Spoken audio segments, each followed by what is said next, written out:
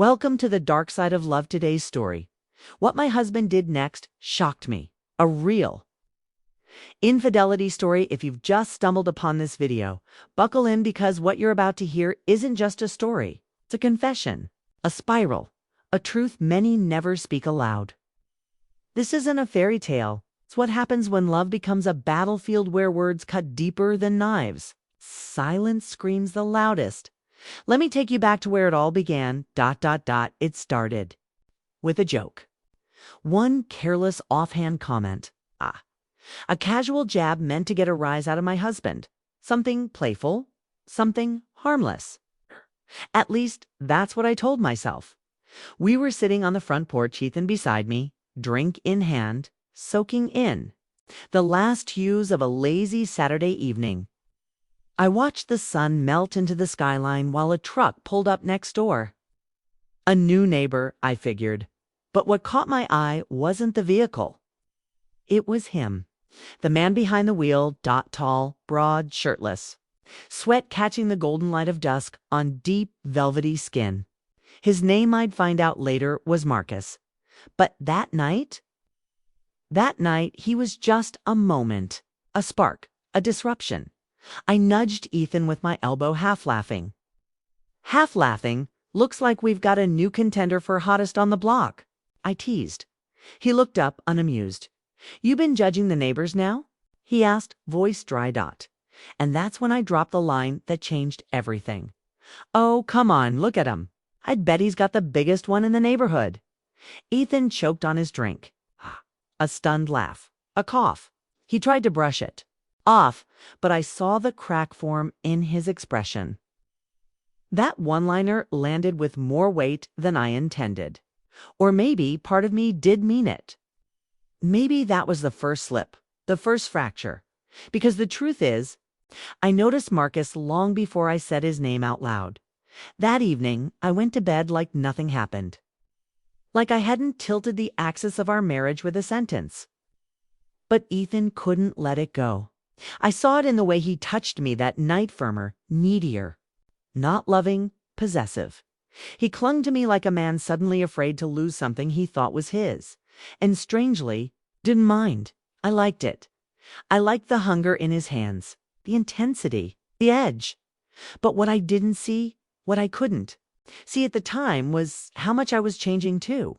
Over the next few days, Marcus became more than just a neighbor. He became a presence. He'd wave when I checked the mail, smile when I watered the lawn, always shirtless, always looking like he stepped out of a fantasy ad meant to make housewives forget their chores. And God help me, I noticed. Every time.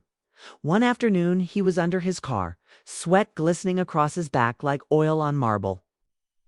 He slid out on that little mechanic's creeper, looked up at me with those smirking eyes, and said, Miss Claire, you need anything? His voice was rich, teasing, effortless.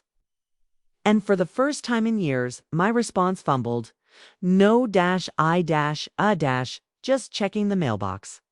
Again, I stammered, grinning too wide. Why was I smiling like that? Because he remembered my name. Because his attention made me feel young, desired. Dangerous. That night at dinner, I brought up Marcus again. Another joke, another flirtatious. Poke your buddy Marcus seems to like waving at me a lot, I said as I cut into my chicken. Ethan didn't laugh this time. He didn't even look up from his plate. He just muttered, maybe you want him to. The silence that followed was louder than any scream. Something had shifted. In me, in Ethan, in us, and I started to lean into it. I wore tighter shorts when I went outside, stayed a little longer at the edge of the driveway. Sometimes I didn't need to water the plants, but I went out anyway, just in case Marcus was around. And he was always out in the garage lifting weights, working on that damn car, sweat dripping from his chest like some cruel temptation. Then one afternoon, he looked right at me and said, Claire, your husband watches you every time you talk. To me, I froze. My pulse jumped. Are you watching me, or is he? I asked, trying to stay composed. He smiled. Could be both. That night, Ethan spoke again. His tone was different. Not angry. not soft, just serious. I'm not laughing anymore, he said. You talk about him. You watch him. You flirt. And don't tell me you're just teasing. What? If I am? I whispered. What if I'm wondering what it would be like? His face didn't move, but something in his eyes cracked open. Raw, real. Do you dream about him? He asked. I nodded. Slowly, shamefully. But also, truthfully, yes. Silence followed, thick, suffocating. That next evening, everything changed. I wore a sundress, nothing underneath. No bra, no panties. Just skin and fabric and heat. Ethan was on the porch again, beer in hand, pretending not to watch. But he was watching, and I walked right to the edge of our lawn, where our grass met Marcus's. The garage door was open. He was inside, lifting, sweating, breathing like he didn't have a care in the world. You always come around. When I'm working out, he said, voice teasing. Maybe I like the view, I replied. He set the dumbbell down, wiped his brow, stepped closer. Close enough that I could feel the heat between us. Trying to get my attention, Claire. Maybe I already have it, I whispered. Behind me. I knew Ethan was still watching, but I didn't stop. That night in bed, Ethan didn't touch me. He stared at the ceiling, hands clenched at his sides. Are you trying to make me jealous? He asked. Maybe I'm just tired of pretending, I said softly. Maybe I want to feel something. Do you want him? Looked him in the eye. I think about him when you touch me. I imagine it's him. I imagine how he'd feel, how he'd taste. Stop, Ethan said sharply. But I didn't. I imagine his hands on my skin, his lips on my neck, the way he looks at mitts like he already knows what I need. Ethan sat up, furious, shaking. Then he kissed me hard, desperate, almost violent. He wasn't making love. He was fighting ghosts, trying to erase Marcus from my mind, from my body, but my eyes stayed open. I stared out the window, toward Marcus's garage, and I knew it wasn't over. Later that night, sent a message I never thought I'd send me. Where are you tonight, Marcus? Me again? Are we done playing? Or are you ready to break the rules? Him, midnight. Behind the shed, I said nothing to Ethan, just climbed into bed, silent. But my heart raced. My breath came in shallow waves. And when the clock struck 11:55, I slipped out barefoot, wearing only a t-shirt and lace underwear into the night. Behind the shed, he waited. He didn't speak, just reached for me. Pulled me close. The moment his lips touched my neck, I felt it, the burn, the fire, the danger. Everything in me screamed to stop, but my body disobeyed. And then I heard it. A soft click. A sound I'll never forget. Across the yard. Through the window, Ethan, watching. He didn't speak. Didn't move. Just watched everything. And in that moment, I realized something no joke could undo. The game was over. Part 2. The woman in the shadows the night I stood behind the shed. Fingers trembling, lips swollen from a man who wasn't me. I felt alive. I felt ruined. I felt seen. But it wasn't Marcus who truly saw me. It was Ethan, my husband. The man I had vowed to honor. And he had witnessed everything. From the first stolen glance, the forbidden kiss behind our own home. And yet he said nothing. I returned to bed like a child who had snuck out after curfew. Quiet, breathless. Still carrying the scent of another man on my skin. Ethan didn't move. He laid there, back turned to me, as still as stone. But I knew he hadn't slept. He couldn't have. I stared at the ceiling, heart pounding, waiting, bracing, begging for him to erupt. But morning came like any other. He brewed coffee, asked if I wanted eggs. Like nothing happened.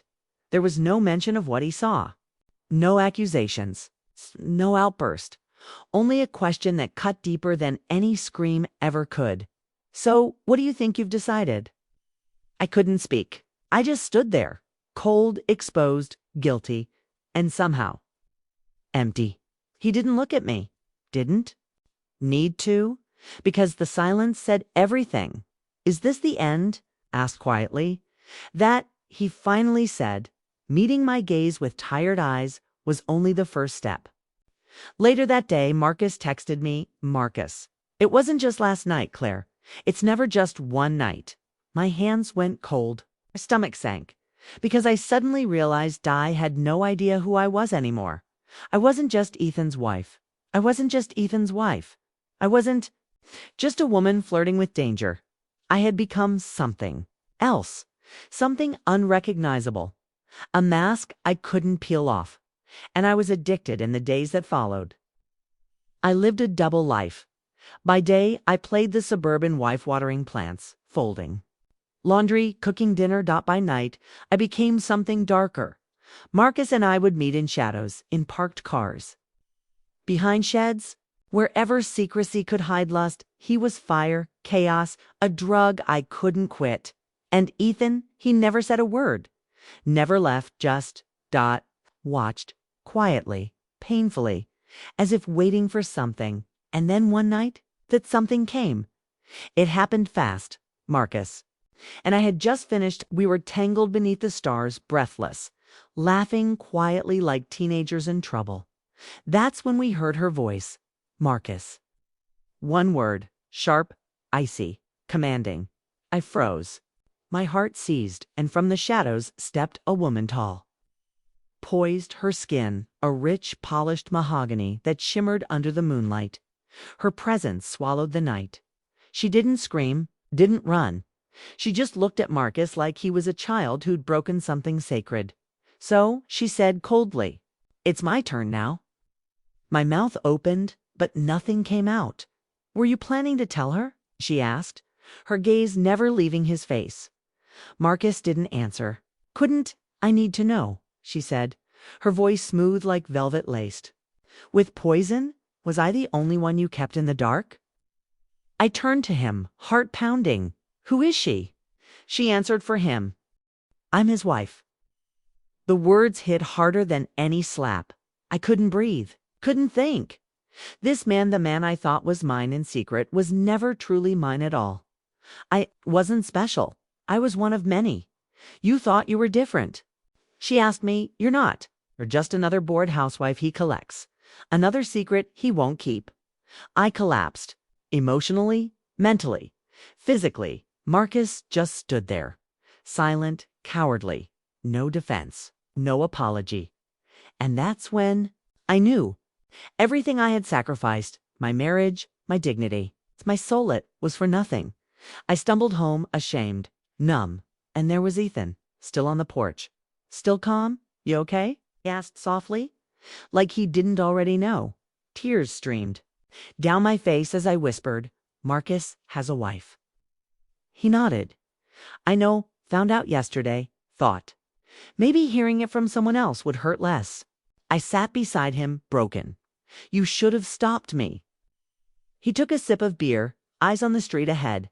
Sometimes you have to let people walk into fire before they understand the heat. It's been 3 months.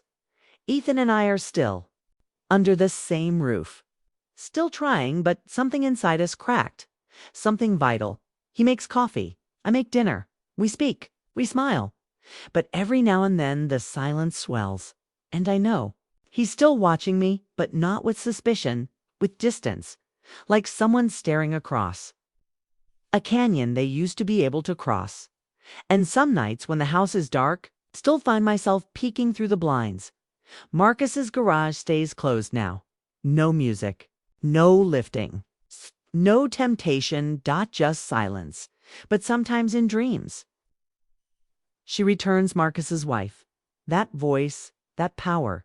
And I remember what she said, that I wasn't the first and wouldn't be the last. And in those dreams, I see Ethan too. Not the man who stood silent through it all, but the man who knew on let me burn anyway, you see. This isn't a story about infidelity. Not really. It's a story about masks. The ones we wear, the ones we strip, and the ones we realize are our true faces. I became the woman who flirted with the flame, who danced too close, Who got burned? But I lived. And that's why I'm telling you this. Because the cost of temptation isn't just pain, it's transformation. And once you touch the fire, you never come back the same.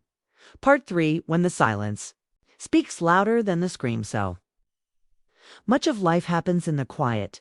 It's not always the betrayal that screams. Sometimes it's the aftermath that suffocates. After Marcus's wife appeared from the darkness like judgment carved in bone. After I stumbled home, wrecked and bare and burning from the inside out. I thought the worst was over, but I had no idea what silence could do in the days that followed. Ethan and I barely spoke, and not out of rage, not even distance. It was something worse, an eerie mutual awareness, like standing next to a ticking bomb, knowing neither of us had the courage to defuse it. The kitchen table became a negotiation zone. He'd ask me, "Did you take the trash out?" I'd reply, "Yeah, it's done."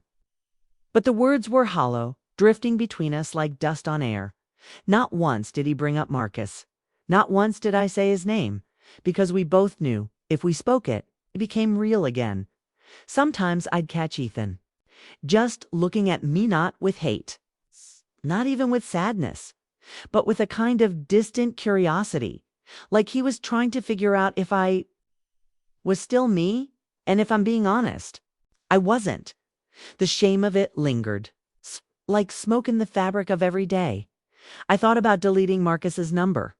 I even hovered over the block button once or twice, but I never did it. Because even though he betrayed me, even though he had a wife and a trail of other women and God knows what else, he still represented the feeling, that spark, that danger, that thrill of being wanted, of being seen, something I hadn't felt in years. Then one night, Ethan finally broke the silence. We were both in bed backs, turned to each other like strangers at a motel. And he said, "You don't really love him, do you?" I blinked into the dark, unsure whether to lie. "No," I whispered, "but I loved what he saw in me." He turned then. "For the first time in weeks." "What do you mean?" I rolled onto my back, staring at the ceiling. He looked at me like I was still desirable, like I had mystery fire, something you don't get from routine and grocery lists and shared calendars. Ethan sat up slowly. "So that's what you wanted? To feel desirable?" I didn't respond, 'cause it wasn't just that.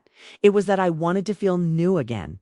He nodded like he understood. Okay, maybe he did, but what he said next caught me off. "Guard, do you want to try again?" That wasn't a plea. It wasn't desperation. It was a question. And that made it more terrifying than a scream. Because in that moment, I realized Ethan was giving me a choice. Not forgiveness, not an ultimatum, just a choice. I wish I could tell you I answered right away, but I didn't. Because the truth is, I wasn't ready not to fix it. Not to leave, not even to feel sorry. Days turned into weeks. Weeks turned into months. The weight of what happened didn't go away, settled. Like ash after a fire, Ethan started staying late at work. I started walking more. Long, slow walks. Around the block, past Marcus's garage. It stayed shut now. Silent. No waits. No sweat. No temptation. But the echo of that night. It haunted me.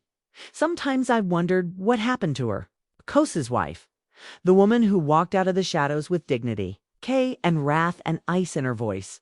I never saw her again. Kay, but I remembered her every night. Her voice. Her words.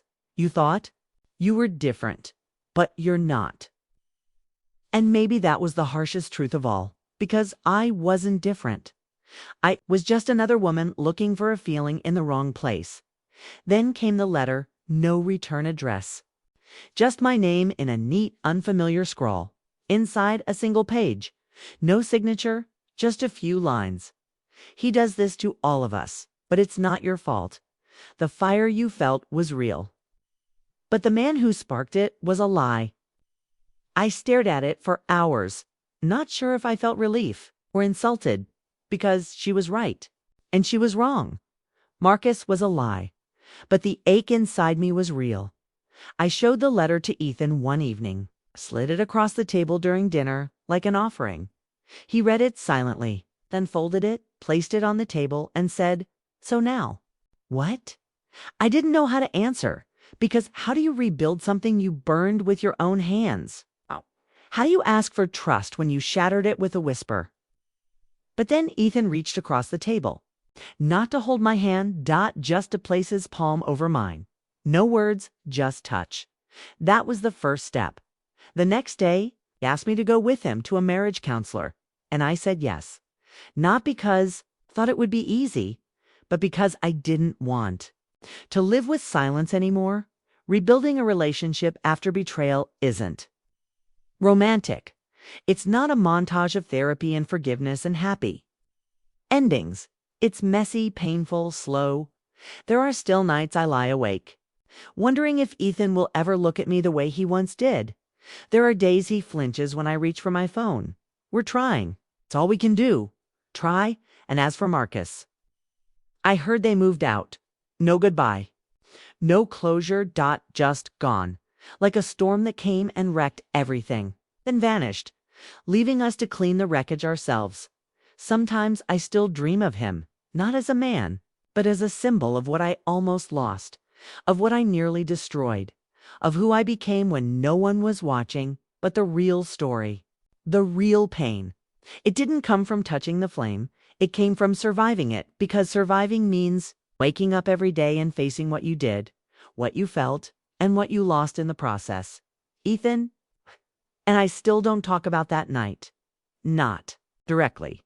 But some mornings, when the light is soft and the silence is gentle, I catch him looking at me again, not with suspicion, not with judgment, but with something resembling curiosity. Like he's discovering a version of me he never knew. Maybe. That's what survival really is. Not forgetting the fire, but learning how to walk through the smoke together. Thank you for walking this path with me. This was the dark side of love. And if you're still here, remember, love isn't always clean. It isn't always pure. But sometimes the scars tell the most honest stories of all. This story wasn't told to glorify betrayal or to spark gossip. It was told to reveal how easy it is to lose yourself when you stop being seen, when validation from a stranger feels louder than the silence at home. Some choices are made in seconds, but their consequences echo for a lifetime. This wasn't just about infidelity. It was about emotional neglect, about silence, about fire we play with when we think no one's watching. So if you're listening right now, ask yourself, are you paying attention to the people who matter? Or are you waiting to feel the burn before you realize what you've set on fire?